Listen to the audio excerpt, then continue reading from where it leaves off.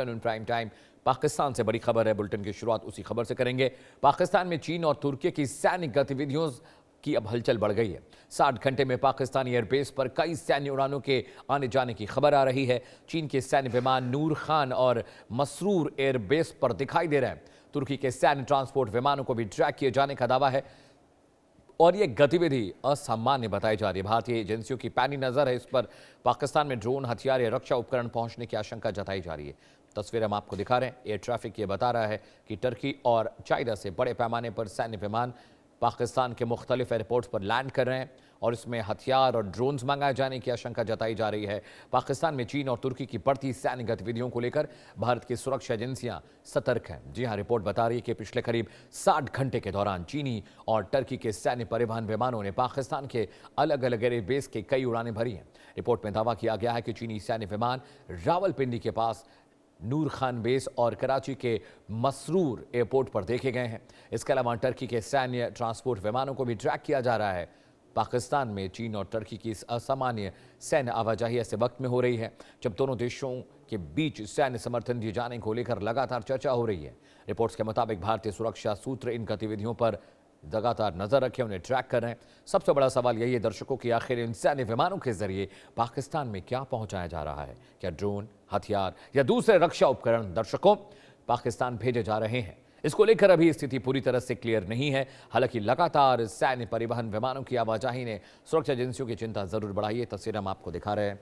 पिछले 60-70 घंटों से लगातार टर्की और चाइना से जो सैन्य विमान है वो लगातार पाकिस्तान के अलग अलग इलाकों में लैंड कर रहे हैं, अलग अलग एयरपोर्ट पर, चाहे वो मसरूर हो चाहे वो नूर खान हो। और आशंका ये लग रही है कि टर्की से बड़े पैमाने पर वेपन टेक्नोलॉजी ड्रोन्स भेजे जा रहे हैं। इसके अलावा चाइना भी बहुत सारे रॉकेट असेंबलीज और जो वॉर वेपन्स हैं वो लगातार पाकिस्तान भेजा रहा है। और ये तस्वीरें देखिए, C-17 ग्लोबमास्टर कई बार वहाँ से उड़ते देखा गया है और जो फाइटर जेट्स हैं वो भी डिप्लॉय किए गए हैं। तस्वीरें बता रही हैं कि लगातार पाकिस्तान जंगी तैयारियों में मुफ्तला है, शामिल है।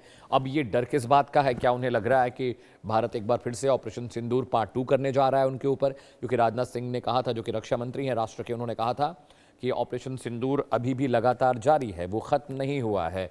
और इसके बाद लगातार जब से ऑपरेशन सिंदूर को लेकर एक डॉक्यूमेंट्री सरकार की ओर से जारी की गई है तब से पाकिस्तान की हालत और ख़राब दिखाई दे रही है। हालांकि वो कई मोर्चों पर अभी बहुत परेशान है, चाहे वो बलूचिस्तान हो, खैबर पख्तूनख्वा हो, POK हो, अफगानिस्तान हो। बावजूद इसके ये इतने बड़े पैमाने पर सैन्य विमानों का आना जाना बहुत कुछ कहता है। इंडियन एजेंसीज लगातार इस डेवलपमेंट को ट्रैक कर रही हैं। हर एक आवाजाही, हर एक विमान को ट्रैक किया जा रहा है। तस्वीरें दिखा रहे हैं आपको। जो विमान आप देख रहे हैं तस्वीरों में, ये C-17 ग्लोबमास्टर है। एक ऐसा विमान जो बड़े पैमाने पर रसद, हथियार और सैनिकों को ढोता है। एक तरह से ये मालवाहक विमान है, सैन्य मालवाहक विमान अगर कहें C-17 ग्लोबमास्टर को तो गलत नहीं होगा। और पाकिस्तान की जो एयर स्पेस है वहाँ पर लगातार टर्की और चाइना से आ रहे विमानों की आवाजाही ट्रैक की जा रही है, रिकॉर्ड की जा रही है। भारत भी इस पूरी गतिविधि डेवलपमेंट पर नज़र बनाए हुए है कि आखिर ये वजह क्या है, क्योंकि ये बात तय है कि ड्रोन और बाकी हथियार टर्की से पाकिस्तान पहुँच रहे हैं। इसके अलावा चाइना भी बहुत बड़े पैमाने पर हथियार पाकिस्तान को मुहैया करा रहा है। मक्का पैक्ट होने के बाद, जिसमें सऊदी, टर्की और पाकिस्तान मेंबर हैं, उसके बाद थोड़ा सा डेवलपमेंट हुआ है, थोड़ी गतिविधियां, थोड़ा एक्शन देखने को मिल रहा है। और ये विमान जो आपको हम दिखा रहे हैं, ये विमान पाकिस्तानी ज़मीन पर दिखाई दे रहे हैं टेक ऑफ और लैंड करते हुए।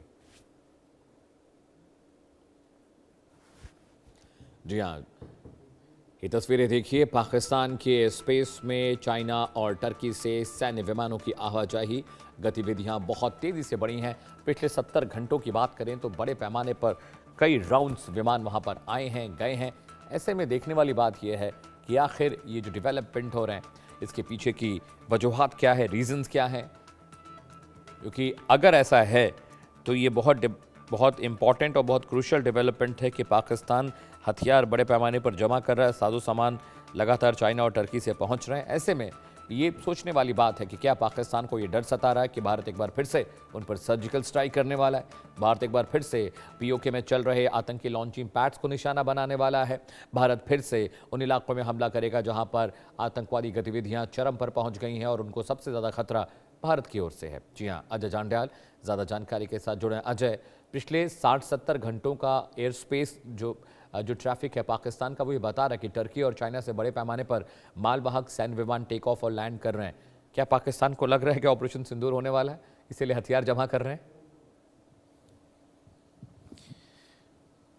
देखिए, पाकिस्तान एक शरारती देश है और अगर आप पिछले इतिहास की देखें तो जिस तरीके के हालात पाकिस्तान ने देखे हैं उसके बाद पाकिस्तान शायद इस चीज़ से कहीं ना कहीं डरा हुआ है। दो चीज़ें जो हैं पिछले कुछ दिनों में देखी गई हैं। एक तो पाकिस्तान में टर्की और चाइना के विमानों का लगातार आने जाने का सिलसिला, क्या ये वेपन ड्रॉपिंग और तमाम चीज़ें चल रही हैं, और दूसरा इसी तरह से टर्की का सीरिया में जो है लगातार अपनी सैन्य ताकत को बढ़ाने की बात करना। तो ये कहीं ना कहीं दिख रहा है कि मिडल ईस्ट में जो हालात चल रहे थे ईरान और अमेरिका के बीच, उसके बाद कहीं ना कहीं इन इलाकों को इस चीज़ को डिस्टर्ब करने की कोशिश शायद अब इस तरफ भी की जा सकती है। पाकिस्तान का डर लगातार जो है, और पाकिस्तान को ये समझना चाहिए पाकिस्तान को डरने की ज़रूरत तभी है जब पाकिस्तान भारत के खिलाफ कोई भी षड्यंत्र रचना जो है नहीं रचता है। अगर भारत के खिलाफ कोई षड्यंत्र रचेगा तो भारत उसे उसी के लहजे में जवाब देगा। ऑपरेशन सिंदूर अगर अभी जारी रखा गया है, ऑपरेशन 2.0 जो बताया जा रहा है कि कभी भी हो सकता है, उसके पीछे की बड़ी स्पष्ट वजह है। भारत ने स्पष्ट किया है कि किसी भी तरीके से यहाँ पर जो लगातार आतंकी गतिविधियों को चलाना और भारत के खिलाफ षड्यंत्र रचना, भारत को खून बहाने की कोशिश करना नागरिकों की, उसे बर्दाश्त नहीं किया जाएगा। उसके अगर ऐसा होता है तो उसे उसी के लहजे में जवाब जो है वो दिया जाएगा। तो उसी चीज़ को लेकर कहीं ना कहीं भारत की तैयारी है, और शायद उसी चीज़ को लेकर पाकिस्तान में डर और खौफ का माहौल हो, क्योंकि POK में जो हुआ, बलूचिस्तान में जो हुआ, ये तमाम चीज़ें बताती हैं कि पाकिस्तान को इस चीज़ का डर है कि आखिरकार अंदर खाने में हालत ख़राब है, और अगर भारत भी ऐसे में हमला करता है या भारत कोई ऑपरेशन चलाता है तो पाकिस्तान आखिर कहाँ जाएगा, क्या करेगा। बिल्कुल अजय, और ये तस्वीरें भी दिखा रहे हैं हम दर्शकों को कि लगातार C-17 ग्लोबमास्टर टेक ऑफ और लैंड करता दिख रहा है, और ये कई फेरे, कई चक्कर लगे हैं अजय। अगर पिछले 60-70 घंटों की बात करें तो कम से कम 30-40 राउंड फ्लाई हो चुका है। तो एक C-17 ग्लोबमास्टर की आप कैपेसिटी आप जानते हैं, तो 60 विमान अगर उड़कर आए गए हैं तो किस तरह का सामान आ रहा होगा, इस पे बहुत ज़्यादा दिमाग लगाने की ज़रूरत नहीं है, ये अंडरस्टूड है। लेकिन जिस तरह से पाकिस्तान 4-5 मोर्चों पर घिरा हुआ है, लगातार आप भी रिपोर्ट कर ही रहे हैं, बलूचिस्तान हो गया, POK हो गया, तहरीक तालिबान पाकिस्तान, अफगानिस्तान हो गया, खैबर पख्तूनख्वा में भी रकस लगातार अब क्रिएट हो रहा है। ऐसे में पाकिस्तान अपना जो डोमेस्टिक वायलेंस, एक तरह से इसको मैं वर्ड बोलूँगा, जो अपना डोमेस्टिक वायलेंस है उसको भी हैंडल कर रहा है और इस तरह की तैयारी भी कर रहा है। देखिए, वो हैंडल कर नहीं पा रहा है, इस चीज़ को समझना होगा। वो हैंडल कर रहा होता तो शायद आज POK के, बलूचिस्तान के, खैबर पख्तूनख्वा की हालत ऐसी नहीं होती, मगर वो हैंडल नहीं कर पा रहा है। इसीलिए अब उसे खौफ इस चीज़ का है कि कहीं अंदरूनी हालात जो चल रहे हैं, जिससे लगातार दुनिया भर में उसकी किरकिरी हो रही है, अगर ऐसे हालात का फायदा भारत उठाने लगा तो फिर क्या होगा। हालांकि एक चीज़ भारत की तरफ से स्पष्ट कही गई है कि भारत कभी भी इस तरह से कोई हरकत नहीं करता कि कोई दुश्मन कमज़ोर देखकर उस पर मात दी जाए, मगर भारत की तरफ से स्पष्ट कहा गया कि किसी भी तरीके की हरकत अगर भारत के खिलाफ होगी तो उसका खामियाजा पाकिस्तान को भुगतना होगा। या पाकिस्तान अगर ऐसी कोई शरारत करने की सोच रहा है तो सोचने से पहले उसे 1000 बार सोचना होगा, क्योंकि भारत अगर एक्शन में आएगा तो भारत इस बार US की कहने पर रुकेगा नहीं। नूर खान बेस कैंप की बात की जाए या बाकी जो एयरबेसिस हैं जो तबाह किए गए थे ऑपरेशन सिंदूर में, वो अभी भी भारत के टारगेट से दूर नहीं है। चंद मिनटों में उन टारगेट्स को भेदने की क्षमता जो है वो भारतीय एयरफोर्स और भारतीय जो सुरक्षा एजेंसियां हैं वो रखती हैं। बिल्कुल अजय, आपको याद होगा CDS जो हैं चीफ ऑफ डिफेंस स्टाफ और आर्मी के बहुत सारे अधिकारियों ने बात कही थी कि पाकिस्तान मिस एडवेंचर अगर करता है तो उसके मिस एडवेंचर को हम बहुत सलीके तरीके से समझा भी देंगे और बता भी देंगे। लेकिन फिर भी अजय, बहुत क्रूशियल डेवलपमेंट है कि बार बार जहाज़ आ रहे हैं, जा रहे हैं, तो भारतीय एजेंसियां भी लगातार ट्रैक कर रही होंगी और अभी भी इस पूरे मामले को बहुत करीब से देख रही होगी।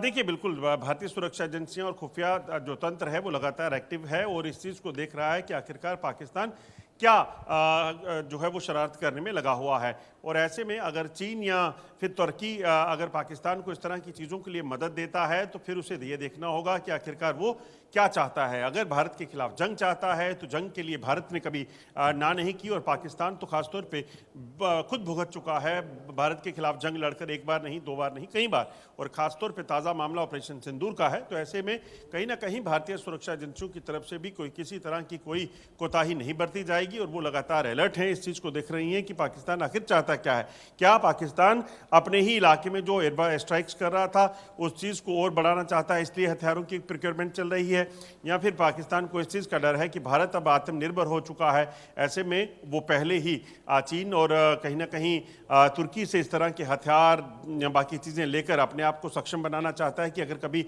हालात ऐसे हों तो वो उससे निपट सके। बिल्कुल अजय, बहुत शुक्रिया इस खबर पर डिटेल बताने और समझाने के लिए। खबरों में आगे बढ़ते हैं दर्शकों।